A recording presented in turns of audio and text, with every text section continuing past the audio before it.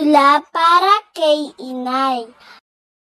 Sa aking ina, salamat sa iyong walang sawang pagmamahal at pag-aalaga sa bawat araw na lumipas. Ikaw ang aking gabay at inspirasyon, ang iyong mga payo at mga yakap laging nagbibigay ng lakas at sigla sa bawat pagsubok na hinaharap.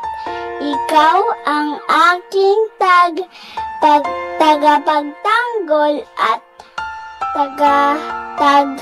tagasalo sa bawat hirap at pagod na iyong dinaranas. Ikaw ay patuloy na nagmamalasakit at nag-aalaga kahit sa mga munting bagay. Ikaw ay laging handang magbigay. Ang iyong pagmamahal ay tunay at walang kapantay.